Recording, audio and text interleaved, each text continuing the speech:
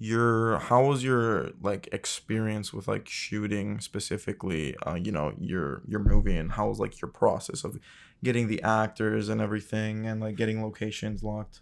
Okay, so pretty much when I started writing, it was just like, what do I have access to? And one thing I had access to was my own house, my grandparents' house, and my friend Matthew's house, who was my DP. So all the scenes I wrote was, around that. And yeah, I mean that's kind of just how it went, like writing wise. Like I only, wrote with what I knew or what I knew I had. And how did like the premise of like academic anxiety?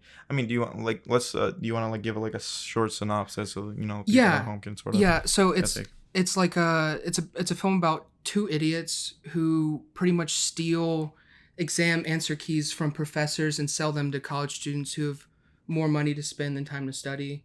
So there, it's a good business thing, but they get caught stealing an answer key, and they have to do something they don't want. So that's Yeah, pretty much the definitely. plot. Yeah. I really like the premise. I mean, growing up in a high school where people had more money to spend than time to study. It's I don't know. I really liked it. I in the drafts, and something really important that I also wanted to talk about was what you did when you sent me the draft, and something I feel like really important that most young filmmakers disregard, which is like the ability to send cuts to people and to get notes. Hmm. I feel like people normally disregard because everybody wants to be like a director, screenwriter, do be like, a multifaceted thing within themselves, but they also forget the point of critique. The difference from like criticism or vitriolic criticism and like actual critique where you break down the movie into what's essential, and especially when it comes to editing and it comes to screenwriting and it comes to what like the development of the idea and how that ends up distributing, and what people end up actually taking from it. Um.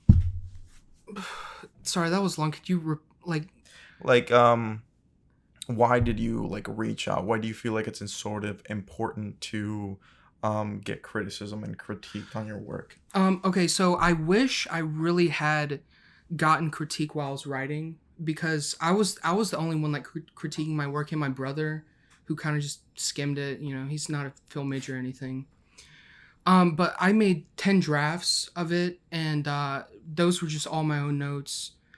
And I really wish I had like you read it, or just many other people read it, because I thought it was great at the time, and then I cut the film, and I'm just like, oh my god, like what is this? And then I had to do all the story work while editing. I had to cut a few scenes just to kind of make it more consistent.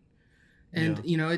criticism's really important. I wish I had gotten more while writing, for Yeah, I feel sure. like that's sort of a topic that I feel like it doesn't get covered enough for new filmmakers or like people who are studying it. It's like the aspect of like you make something and it's like you have to make it you have to people have to see it and break it in order to make it better. Yeah, yeah.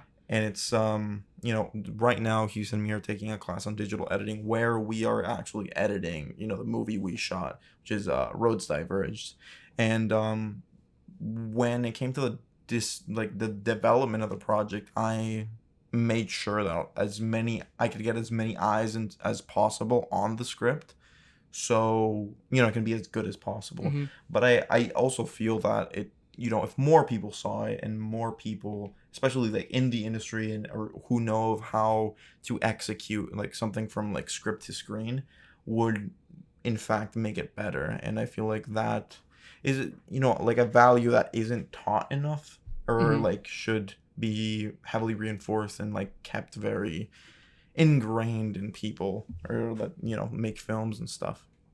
Yeah, it feels like you know today, we live in this like industry where there's so many auteur filmmakers like Nolan and Paul Thomas Anderson. And yeah, they get notes, but we assume that they just write it like that, like it's just perfect from the start. But they're getting like feedback from so many people they trust, and just that's what makes the films good, is all this feedback. And Yeah, we really definitely. we really need more of it. And I think we kind of forget. I mean, we don't forget, but we do how really like collaborative filmmaking is. Um, it's just so important.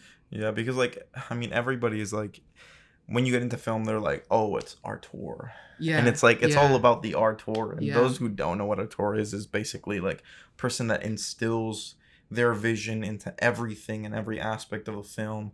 But I feel like people also seem to forget the aspect of, collaboration. mm-hmm, I mean, yeah, it's one of the mediums. I think George Orwell was somebody that said you need an army to direct a film. Like you yeah, need an army, and yeah, that's not to say that you can't make something good by yourself, but it's to say that you need people to watch and to resonate. Like you can make something good by yourself, but it can be so much more and so much better if you collaborate and you like share, and then you critique and you go back and you like unravel it.